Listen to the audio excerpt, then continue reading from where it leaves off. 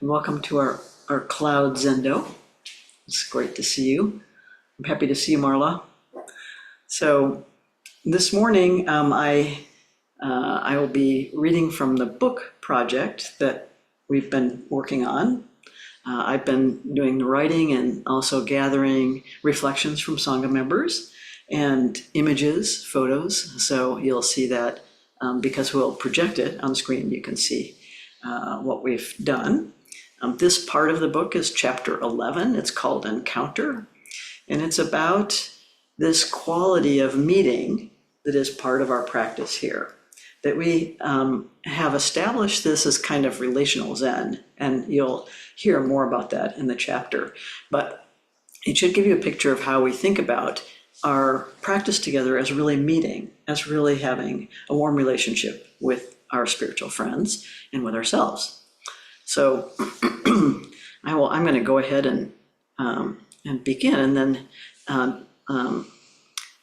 you can let me know when it's 10:45, I guess, and then I'll you can just raise a, and then I will sort of wind things up there. We might not be through the whole chapter, so okay, so. It's just 45 you told? Yeah. Okay, thank you. So I'm just going to click on share, right? Okay. Okay. So this is chapter 11, and it opens with a quote from our chant, the Song of the Jewel Mirror Samadhi. The Dharma of thusness is intimately transmitted by Buddhas and ancestors. Now you have it. Preserve it well. Chapter 11, Encounter. This is like story time, right? I'm going to read you a story. Morning sunlight was streaming through the windows in the zendo, where pairs of people sat facing each other, knee to knee. They were silent, eyes closed, mindful and still. From time to time, each of them would open their eyes for a moment, then close them again. Sometimes their partner's eyes would happen to be open also, sometimes closed. After some minutes, a bell sounded, and the room erupted into lively conversation with their partners. In a little while, the group was brought back together to report on their experience. What was going on? The instructions had been simple. Sit facing your partner with your eyes closed. Become mindful, turning your awareness within. When you're ready, open your eyes for a brief moment as if taking a snapshot of the person in front of you. Then close your eyes to study your experience. Simply notice whatever arises, if anything, automatically and naturally inside when you open your eyes and see this person in front of you.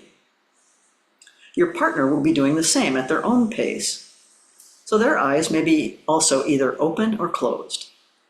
Just observe your inner experience without judgment. Then when the time is up, discuss what you experienced with your partner, and then we'll come back together to hear your reports.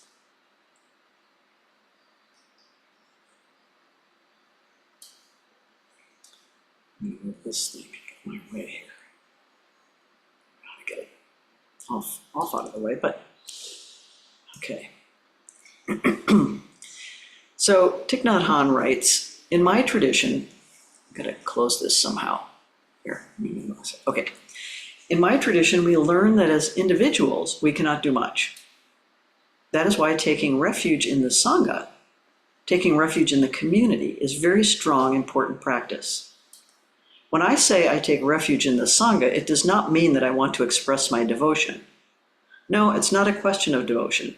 It's a question of practice. Without being in a Sangha, without being supported by a group of friends who are motivated by the same ideal and practice, we cannot go far. The presence of a Sangha is a wonderful opportunity to allow the collective energy of the Sangha to penetrate into our body and consciousness. We profit a lot from that collective energy. We can entrust ourselves to the Sangha because the Sangha is practicing and the collective energy of mindfulness is strong. It's from Thich Nhat Hanh. Relational Zen. You may be wondering, What is relational Zen? Flint and I didn't know yet either. We had to find our way using what we knew, our felt sense, and our observations of what was emerging for individuals and for the Sangha.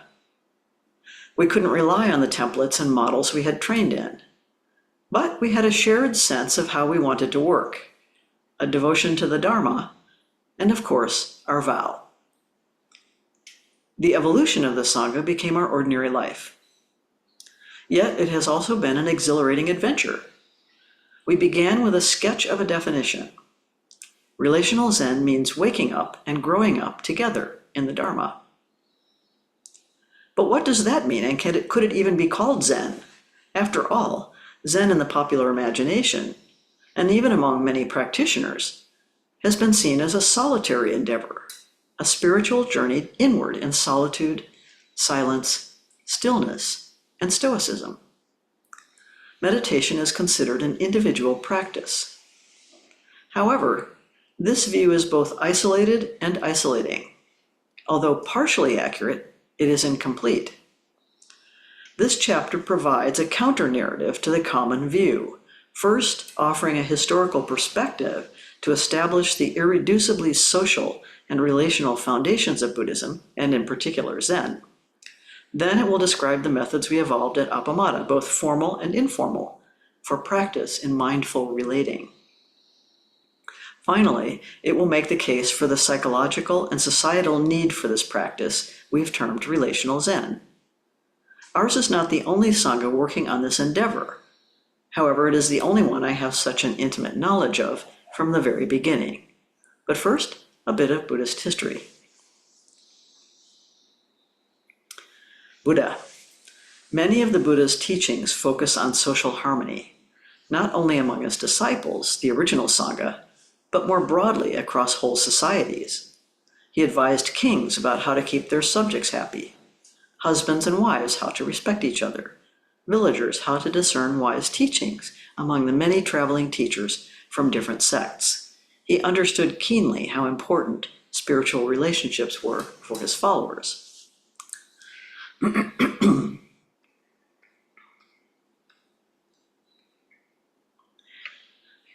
Thus I have heard.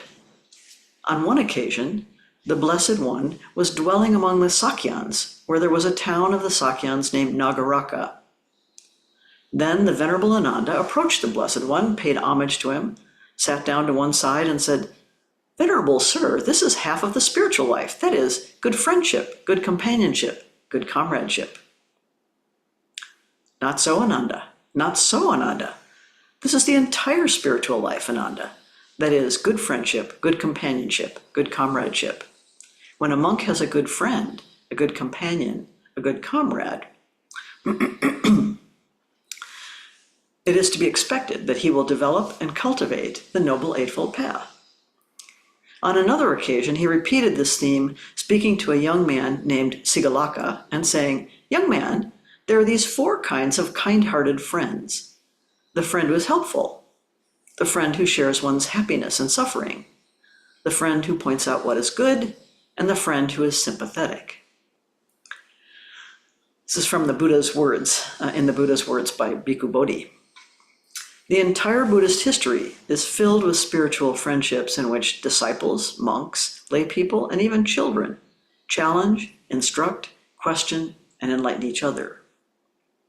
Eventually, the Buddha established the Vinaya, the rules of the monastic order, so that there would be harmony among his disciples. The Vinaya was a kind of framework for relationships. There are so many of the Buddha's teachings that focus on relationships. The precepts are teachings on how our relationships can be wholesome and ethical by refraining from harming, stealing, lying, misusing intoxicants or sexuality, for example.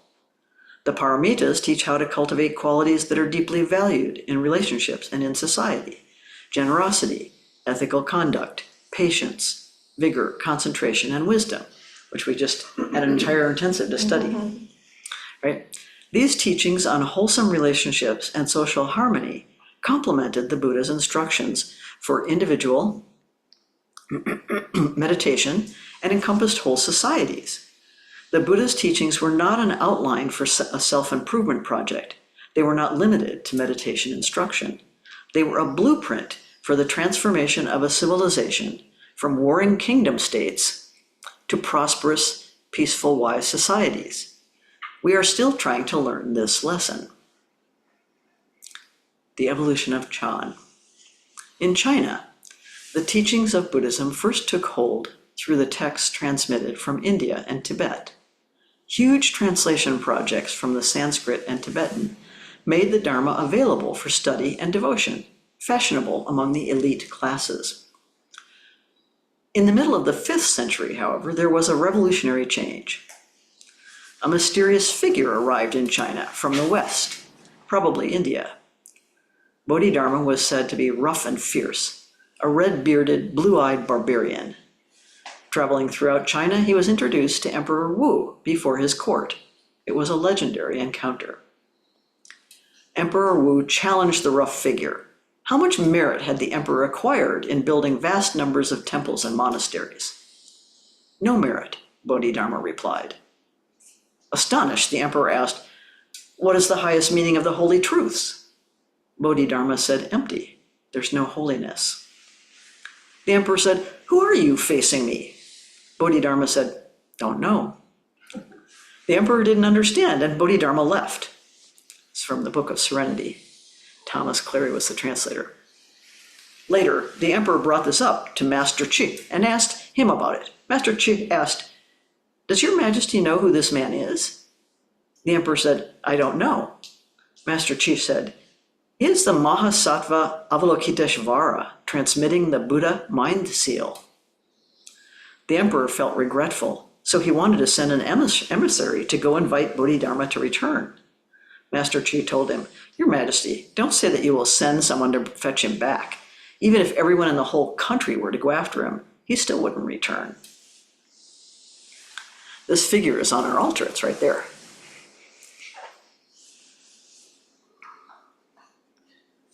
Bodhidharma subsequently crossed the Yangtze River, came to Shaolin, and faced a wall for 9 years in silent meditation.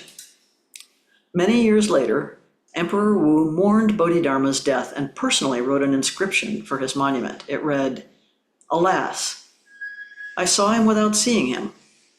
I met him without meeting him. I encountered him without encountering him. Now, as before, I regret this deeply." This is from the Blue Cliff record. So there's a little quote here from Peter Hershok from the book Liberating Intimacy. Taken seriously, we Nungs claim that it is precisely Buddhist conduct that is the Buddha, makes evident the necessity of seeing the ideal Buddhist person in terms of conduct. That is, his or her lived relations with others, and not according to any set of individually possessed marks or states of consciousness. Little is known about the historical figure or the biography of Bodhidharma beyond the legends. If this is all we know about him, why is he the most famous of all the millions of sages and scholars who have studied and taught the Dharma in China? By tradition and legend, Bodhidharma alone is credited with the origin of Zen in China. He set in motion the great Dharma vehicle of Chan, which would later be known as Zen in Japan and Son in Korea. From the very beginning, then, Bodhidharma galvanized a movement based on 2 methods: direct, unprecedented encounter and silent meditation. These 2 elements remain the heart of Chan down to the present day. In China, these methods made the practice of Buddhism accessible for anyone: villagers, fishermen, women, illiterate farmers, even children. Chan democratized Buddhism in China, and because it accorded so well with Chinese traditions of Taoism and Confucianism, it spread rapidly throughout the land. These traditions, in turn, influenced the development of Chan, and ultimately, because Chan was practiced so widely by ordinary people, it was not subject to the fickle whims of a regime and the trends of the elite. But Chan practitioners did not passively listen to a talk on the Dharma by their teachers. They openly challenged and questioned them in the midst of the assembly, on public roads, in the marketplace, in their private meetings. Zen koans are relational. Dramatic stories of such unprecedented encounters and sudden awakening between a teacher and a student, between two Zen masters, between an old woman selling rice cakes and a scholar. Hundreds of such tales began to circulate as teachings, kong'an or koans. They were gathered in collections and used in monasteries for training.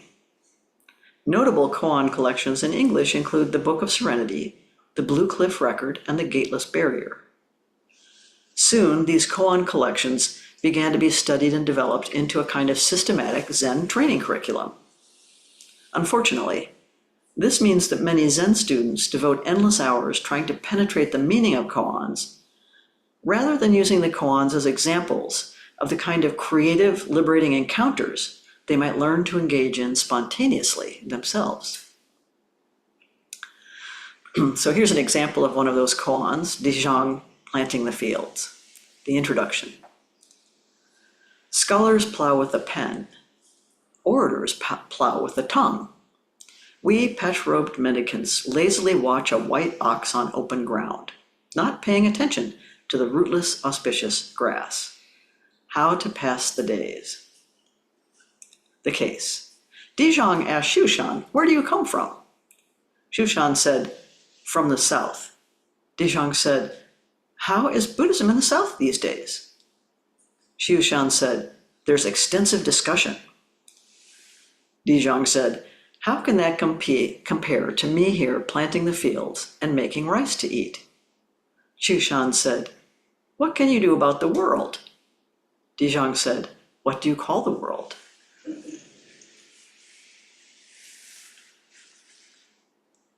So how does this compare, our discussion here, compare with you're digging a pond for the cows and the fish? That's the reality, right? So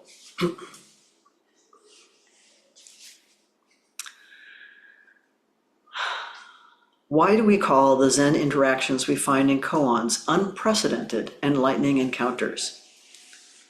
They are unprecedented because in the tradition of Chan, they do not follow conventional social norms for relating, nor are they based on any common previous experience. They are not casual or superficial.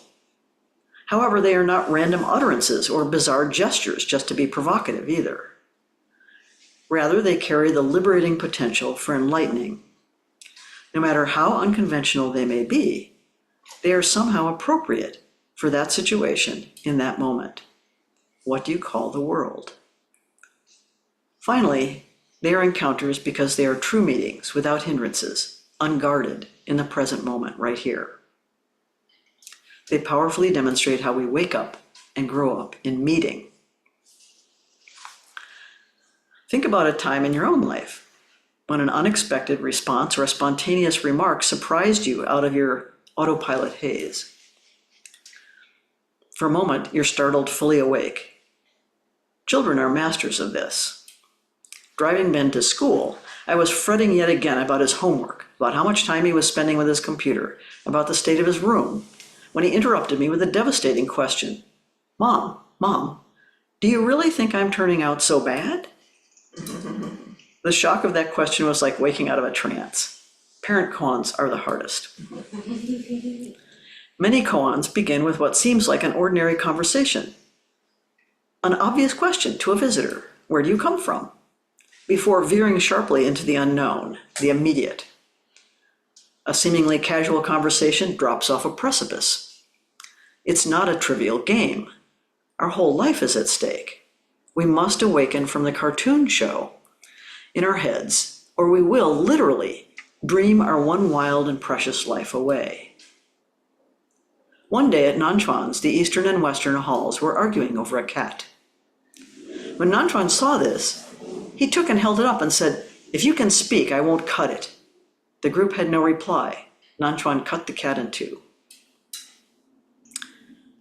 Book of Serenity, Case 9, Killing a Cat.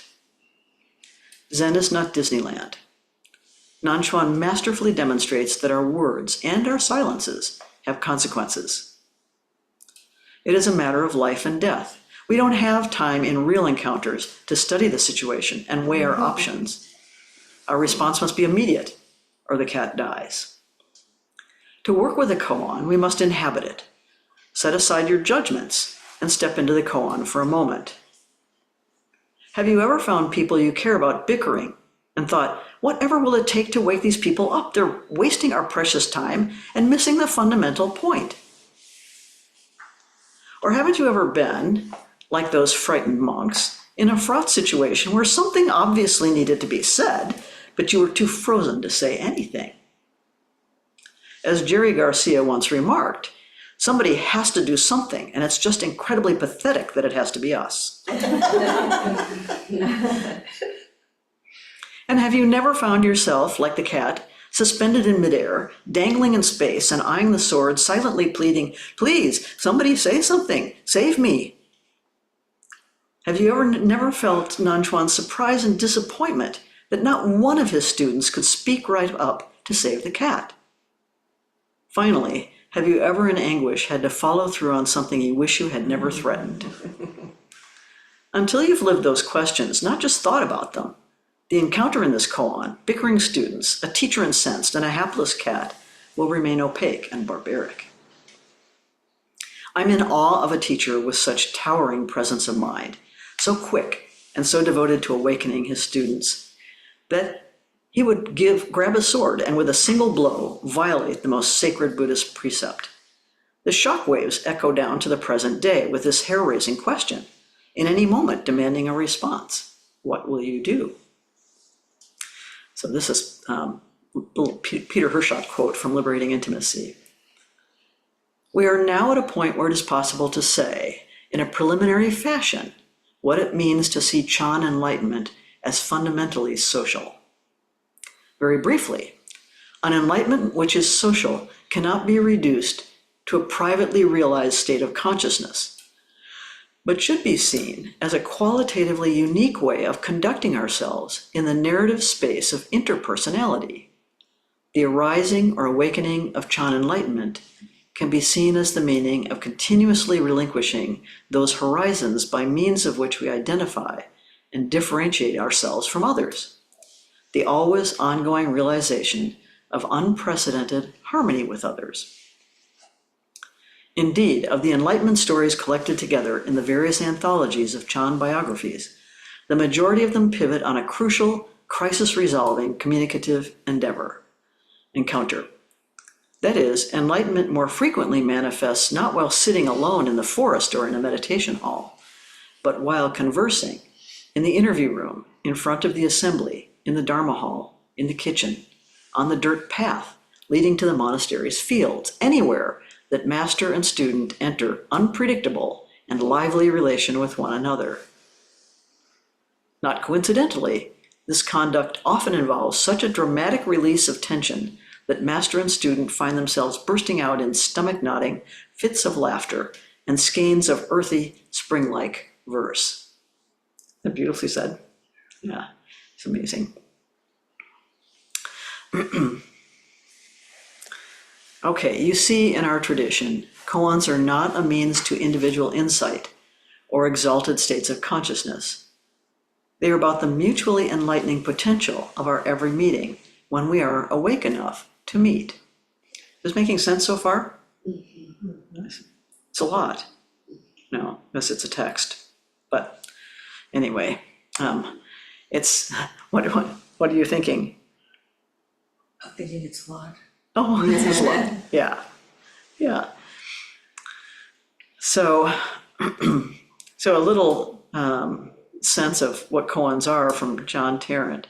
Koans are not intended to prescribe a particular kind of happiness or right way to live. They don't teach you to assemble or make something that didn't exist before.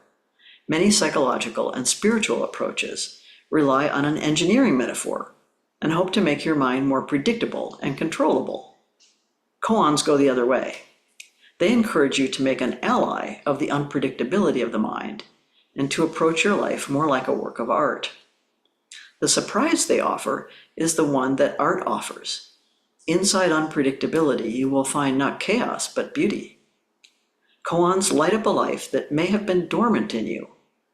They hold out the possibility of transformation, even if you are trying to address unclear or apparently insoluble problems. Today, it is not so different from the way it was in China. People are called on to survive terror attacks and random mayhem. And even the most domestic life has its quota of desperation and insoluble problems, and its requirements for unusual kindness. Today, people can find koans as helpful as they did long ago. That's from John Tarrant. So I'm going to leave you with one last koan. Yan Do and Juefeng were snowed in on Tortoise Mountain. Day after day, Yan Dao slept while Juefeng sat up and meditated. Yan Dao yelled, "Get some sleep!" Yan Dao said, "Don't you know that the family treasure doesn't come in through the gate?" "Then what should I do?" "Let the teaching flow out from your own breast to cover the sky and the earth." Juefeng was suddenly enlightened and cried out, "Today, Tortoise Mountain has finally awakened." That's from Bring Me the Rhinoceros by John Tarrant. So every encounter has this potential electric energy. We can learn to release it in ourselves and in each other. The Sangha is a kind of arena for this practice. That is what meditation prepares us for. The double helix, zazen, and liberating encounter. This is Zen's distinctive legacy and its DNA. That's probably enough, right? Are you completely overwhelmed? It's only 10:31. I know. Did you want to hear more? Mm-hmm. Oh, okay. All right. You're gluttons for punishment, I'm telling you. Okay. Zen lineage is relational. Zen is not based on a sacred book or a set of authoritative texts or devotion to a guru or a divine figure. Rather, the Dharma was said to be transmitted warm hand to warm hand. And so lineage documents were developed to ensure the authenticity of the teachers, their teachings, and their relationships. The history of the lineage and the unbroken transmission of the Dharma from the Buddha himself had to be constructed and recorded as a series of relationships and enlightening encounters. We have English translations of these records in many volumes, including the record of the transmission of the lamp by Daoyan and Yang Yi, and the transmission of the light by Thomas Cleary. Although some of this history necessarily had to be fabricated from legend or from scant or no information about the Zen ancestors, the lineage tradition is honored today in formal Dharma transmission, which officially establishes the legitimacy and authenticity of Zen teachers through their relationship with their own teachers. Recently, the traditional male lineage documents provided in formal Zen ceremonies have been accompanied by lists of female ancestors compiled and documented by contemporary scholars. Throughout the centuries, then, from Bodhidharma's time down to the present day, Zen has been defined by the double helix of sitting meditation and the immediacy of direct encounter, mind to mind, heart to heart. So the image you see there is a top section of the formal lineage document called a Kechimiyaku, which people get a version of in their precept jukai ceremony. And it records the warm hand to warm hand transmission of the Dharma, beginning with the Buddha, the very top. Our dilemma. But at the time Appamada was forming, there was little guidance about how to foster the kinds of liberating encounters that spark spiritual friendships, or to build something as rich and complex and relating as a Sangha. We did not have a plan. There was no model, template, blueprint, or curriculum for our work. We had to rely on our felt sense in exploring this new landscape of practice and teaching. We began to draw on everything we'd learned over our many years of professional training, development, and practice, Flint in psychotherapy and myself in teaching classes, training staff, and directing large academic centers. We had both trained in Hakomi, internal family systems therapy, and right use of power, in addition to our Zen training, which gave us a shared language and a terrific set of resources. We'll learn more about those resources and others in Chapter 14, Tributaries. I think what has been so distinctive about our approach was the many ways we set about designing for spiritual friendship and Sangha building programmatically and intentionally. We were heartened by the response of our students and strengthened in our commitment to developing this approach. We were also affirmed by the responses of senior Zen teachers and scholars we deeply respected: Peter Hershock, Steve Stuckey, Mu Song, Peter Levitt, Linda Gallian, and others, as we shared with them what we were doing at Appamada. Relational Zen, it turned out, is real, and it is powerful. Because we kept inspiring each other and in turn being inspired by the Sangha and what we were learning in this process, we became fearless, energized, and creative. So did the Sangha. What a delight it is to share ideas and build on them together, to plan together, to face the inevitable challenges together, to laugh and to grieve together. When the teacher-leader role is shared so wholeheartedly, so many things go right for the Sangha. So many fewer things go wrong. There are fewer blind spots with two pairs of eyes, fewer missteps, more balance and ease through rough patches. A teacher alone is more vulnerable to ethical breaches, to projections, and to pressure from a student, to anxiety and isolation and depression, not to mention egoic fixations and abuses of power. Teachers need peers. If you are leading a Sangha and do not have a teaching partner or partners, you might connect with peers through an association, such as the Late Zen Teachers Association or the Soto Zen Buddhist Association, or other such associations of teachers in your own field. Form a few friendships you can rely on for mutual care and wisdom and perspective. We were lucky. We found a partnership that has burned with a greater fire and a brighter light than either of us could have created alone. It proved, for me at least, the power and depth of this understanding of Zen as relational at its heart. And our relationship has served as an aspirational model with the community. It has provided the principles and methods for the evolutionary development of the relational fabric of the Sangha, in which individuals and the community can thrive together. Furthermore, the Sangha cannot exist as a special separate world like a mountain monastery, but from the beginning has necessarily been fully immersed in the everyday lives and concerns of our householders, students of the way, just like the earliest Zen practitioners in China. We were not naive, nor utopian. We knew we would face many challenges ahead, not only in developing this fresh approach to the Dharma and our emerging Sangha, but ultimately its recognition by the larger Zen world as a legitimate expression of authentic contemporary Zen, with roots and bloodline stretching unbroken back to the Buddha through our Zen ancestors, warm hand to warm hand. We were starting fresh, rather than following the Japanese Zen template, our Zen ancestors' iconoclastic ways and revisioning of the Dharma for their own times inspired and strengthened our resolve. Make sense? True encounter is rare. Zen is more needed now than ever before. There are deep longings in us that are not only unsatisfied, but actually exacerbated by our culture and its fixations. We long for human connection that is warmly supportive, creative, profound, and caring. The culture offers competition, distraction, craving, isolation, sensationalism, conflict, and social fragmentation. The global pandemic, partisan politics, addictive technologies, and catastrophic climate change have devastated our social fabric. There is also a longing to be part of a larger story, a positive story, with meaning and creativity and purpose. Yet the culture offers thin, artificial stories with little meaning or purpose, no personal engagement, and no sense of growth or development. The stories are frightening, or horrifying, or funny, or ominous, but they do not satisfy our longing.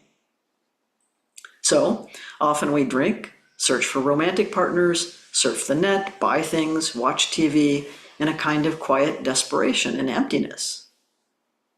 Actually, spiritual community, a Sangha, is one of the very best ways to meet and satisfy our deep human longings. That doesn't mean that it is without its challenges, obstacles, and very human difficulties. It is a practice and a path that we walk together as imperfect, evolving beings.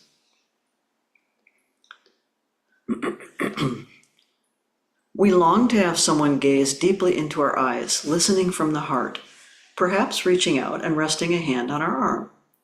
We long to share our excitement about some good news with someone who is not half distracted by a screen nearby.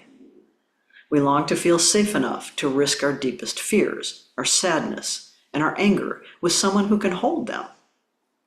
We long for an end to all the fighting, the cruelty, the grasping and striving, the judgments and criticisms that create such impenetrable barriers between us. We dissociate and distract ourselves with more and more devices so that we don't have to feel the anguish of our deep loneliness and despair, so that we can have this illusion of connection without the trouble of genuine relating. When we really look at our lives, much of what we are doing can seem utterly meaningless. Short-term solutions to unnecessary problems, tiny plans for pointless activities, accomplishments that don't really matter. Material things and temporary distractions can never satisfy this hunger. Technologies only amplify it. Throwing our energy into causes can deplete us and overwhelm us. It's not that these things are bad or wrong, simply that they do not address the fundamental longing that gnaws at us. It is a spiritual hunger, and there is no other way to satisfy it. So I'm going to read this little quote from Clayton, one of our Sangha members and board members. During an intensive, I went alone to the side room to bow. I was struggling with my helplessness to aid a friend locked up in an ICE detention center, and was doing what Flint had taught me to do when obliged to surrender to things beyond our control. Bow. A lot.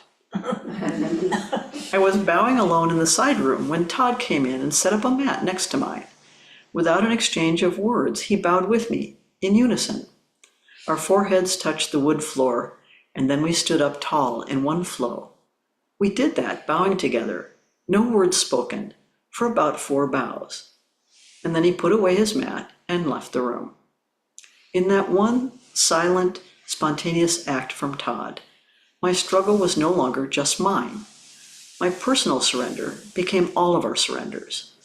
It was a gift as big and clear and simple as the sky. A true encounter with another person is relatively rare for most of us. We've evolved, as social animals, a layer of self-protections for interacting without exposing our vulnerability, pain, longing, or unwelcome emotions. This allows us to be relational with some sense of safety and comfort. It's a general social agreement to keep ourselves and our tribes out of danger. Like all social contracts, not everyone has signed on.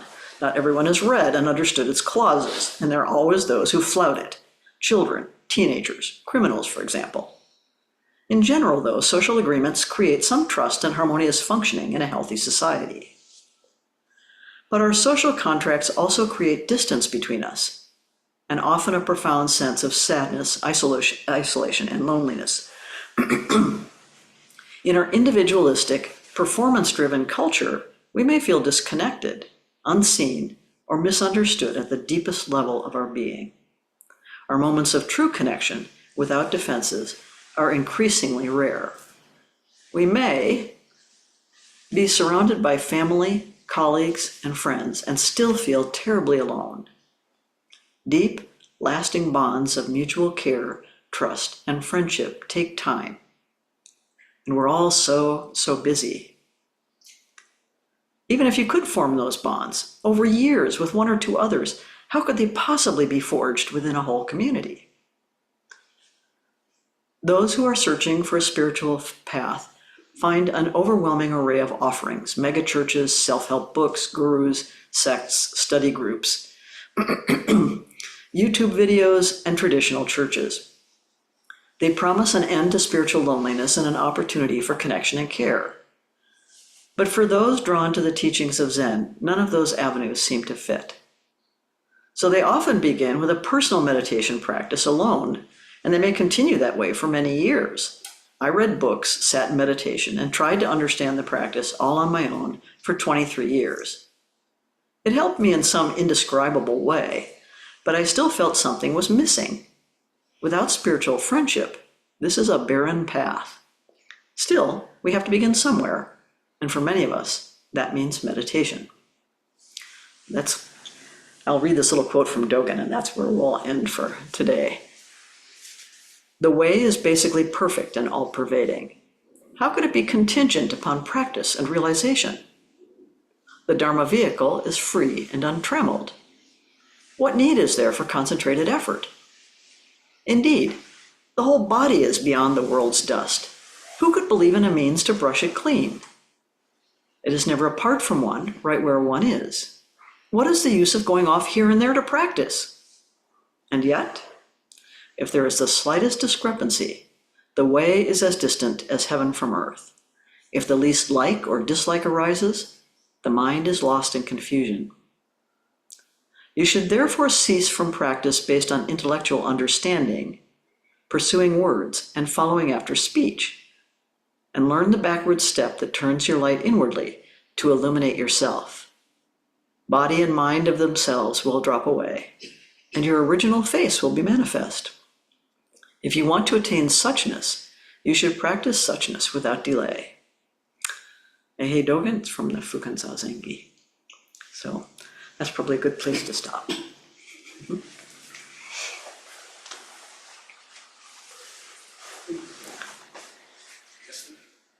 Time for discussion.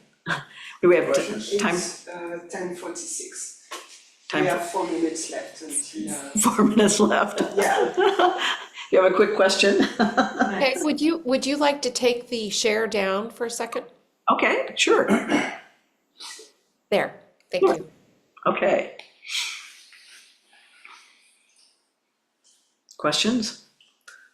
Hard to question such a dense amount of. Well, a thought that went through my head was how this is more pertinent today than. Even when I wrote it. You wrote. Yeah, it's probably true. Yeah. I'm struggling to find the words to say it. First of all, thank you for reading that, and thank you for your great care in writing and laying this out so beautifully.